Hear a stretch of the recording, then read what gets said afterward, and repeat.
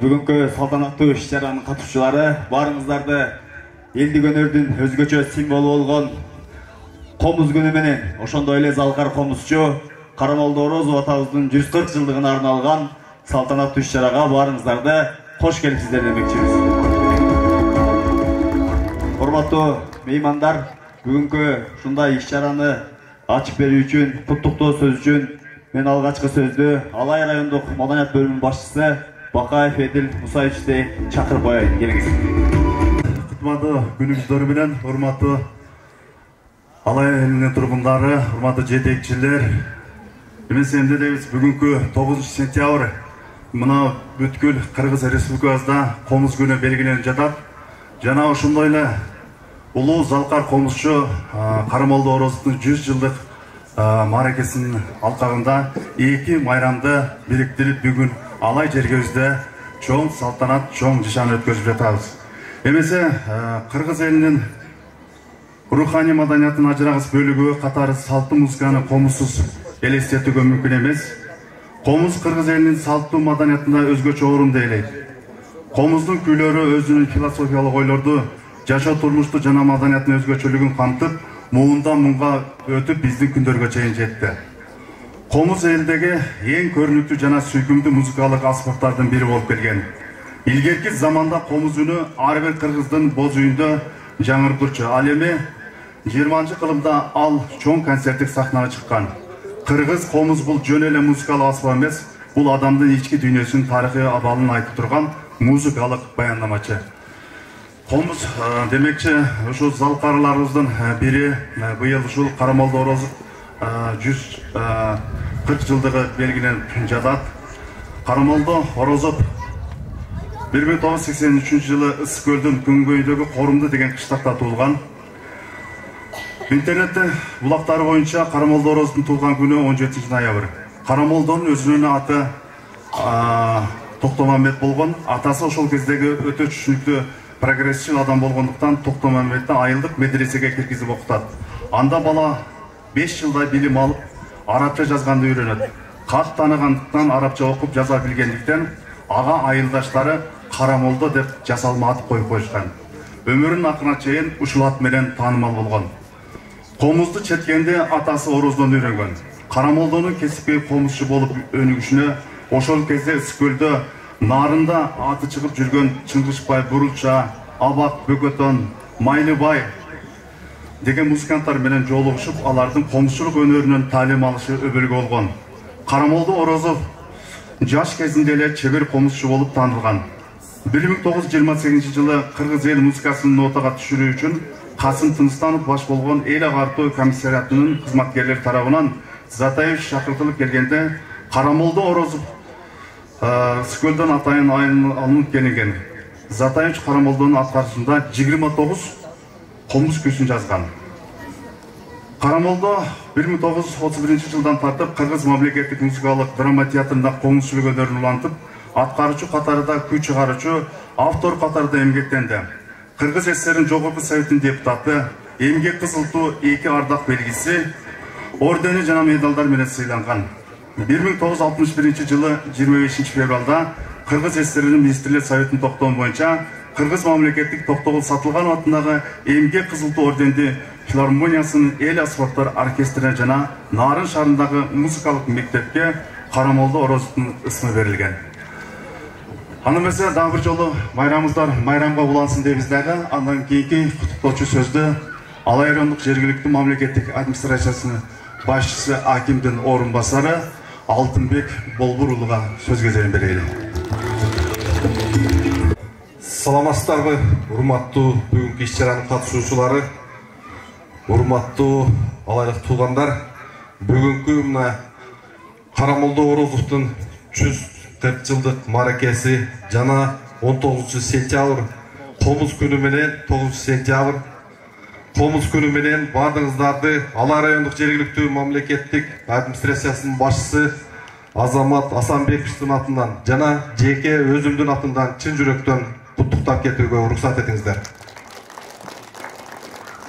Биздин ушул 3 кылдуу комуз аспабыбыз мына илгертен бери биздин Залкар комузчуларыбыз биздин муунга биздин убакка чейин ушул жерди, ушул комузду бизге жеткирип келди. Биз дагы бизден кийинки муундарга ушул комузубузду ушул бойдон өткөрүп берүүнү бардыгыңыздардан суранып кетем. Жана ушул комузчулардын бардыгына рахматымды билдирип кетем. Рахмат. Чоң рахмат, урматтуу коноктор. Улутубуздун уңгусу болгон, улутубуздун сыймыгы болгон комуз күнүнө арналган, ошондой эле белгилүү композитор Карамолдо Орозов атабыздын 104 жылдыгына арналган концерттик программабызды тартуулайлы. Анда алгачкы номер Нурак Абдрахманов, Алтын балалык ансамблдин жетекчиси Макаев Таалай.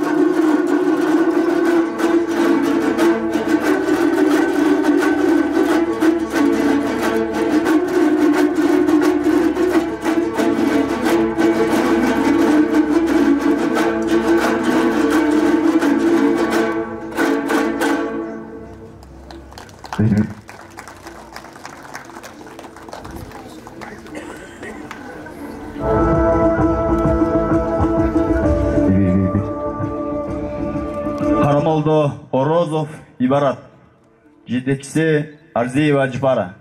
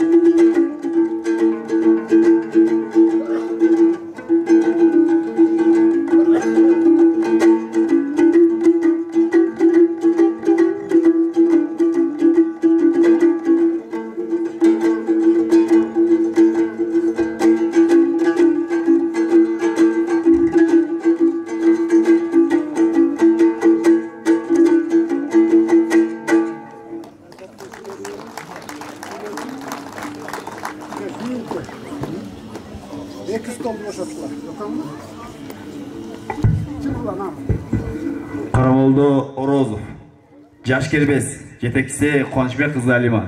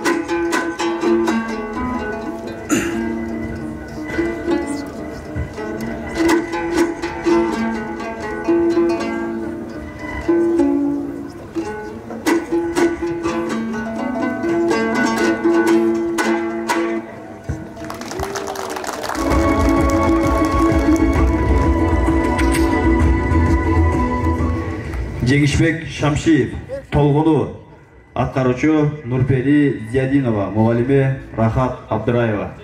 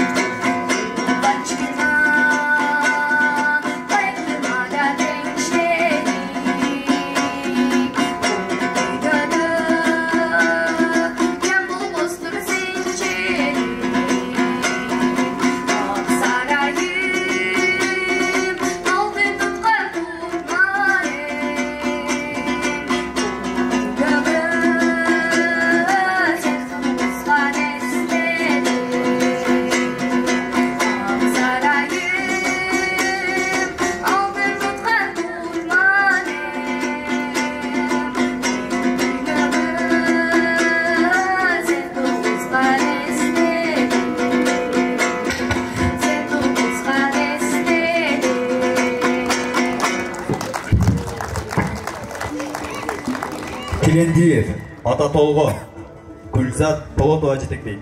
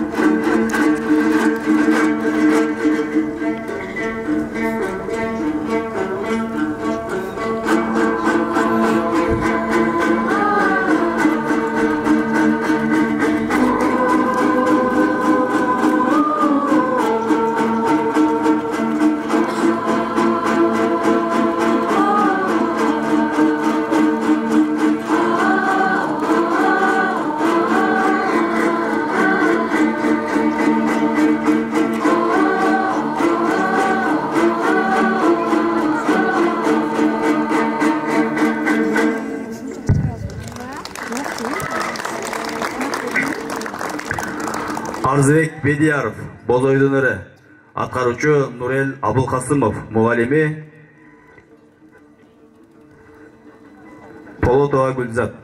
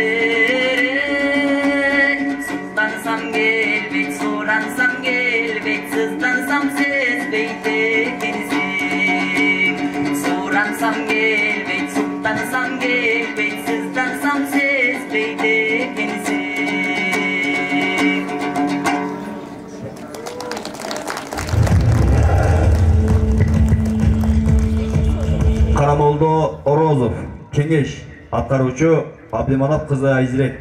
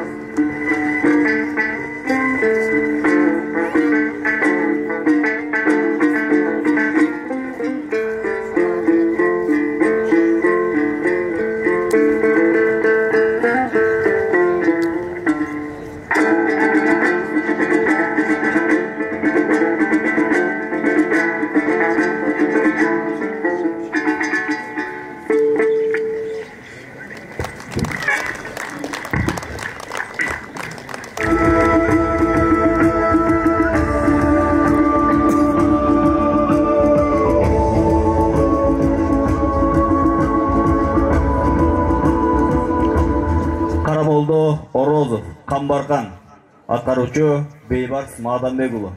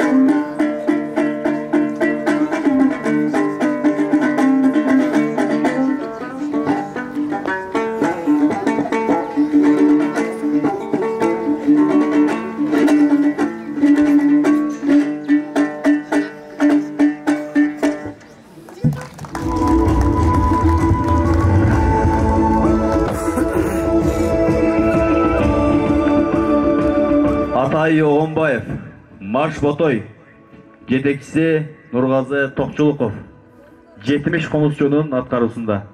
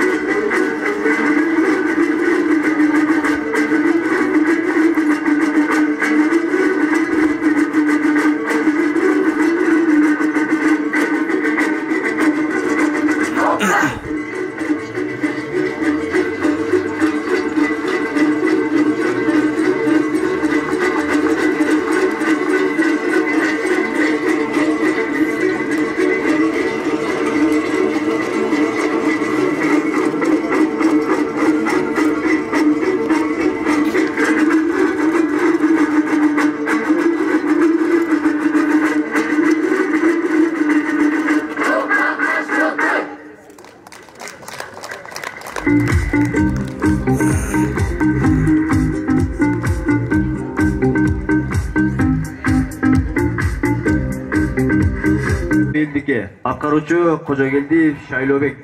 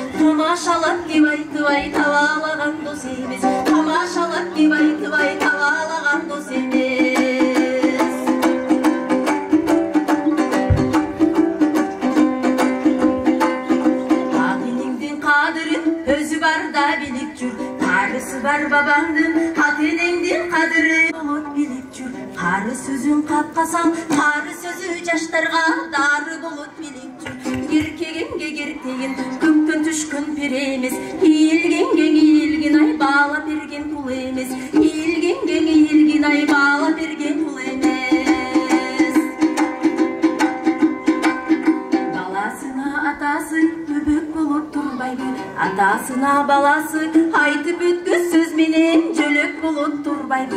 Bir uyadan tarqagan 11 tuğan bulsudan ayağında güyjayın ay bölök bolup turbайды. Ayağında güyjayın ay bölök bolup turbайды. Bir de jigit tömini tay bir de jigit jüjürü.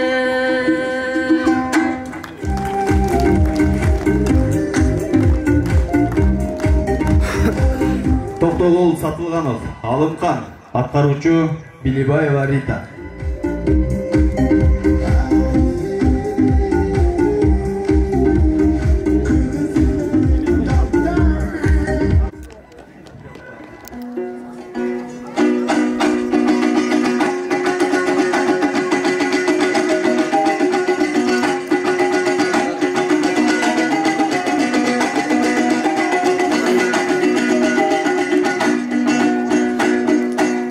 Bye.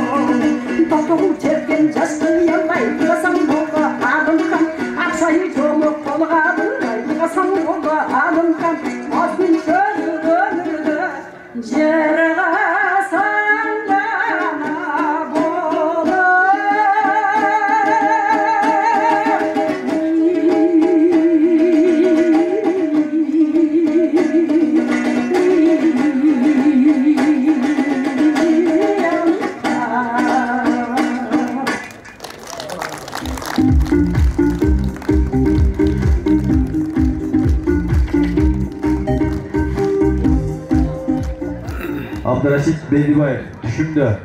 Atqaruvchi madaniyat maqta xizmatkari Sultanova Gulnaz.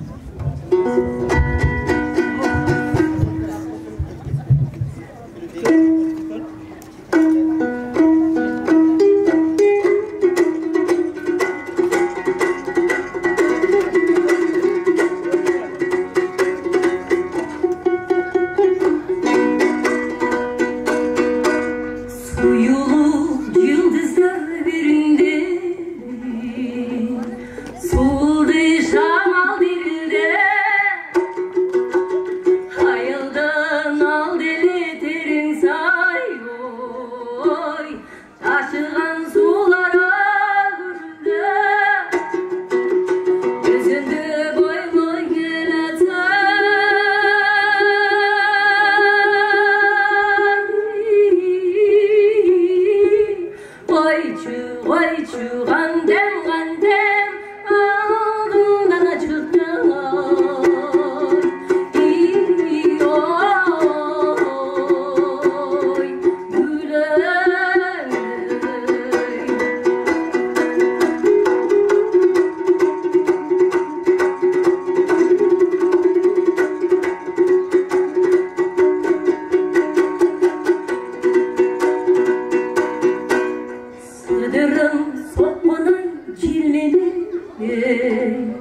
Samay çaçın sengsele Yanımda dursan sen buralı Yanımda yürek entele Canı ker sensin tügünde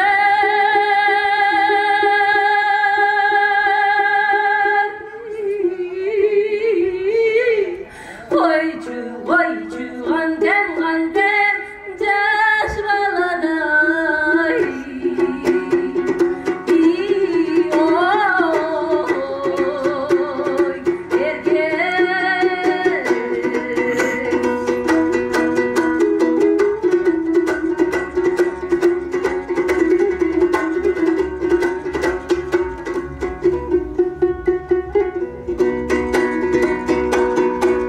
Anlıca çocuğay koygunsun Ömüm bir emesti şeker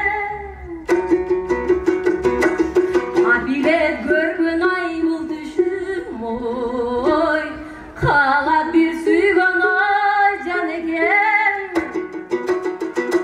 Unutmay estey jürgünde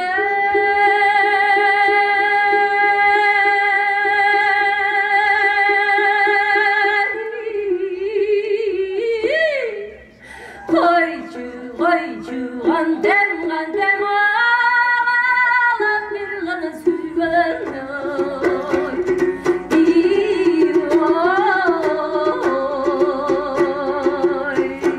Cane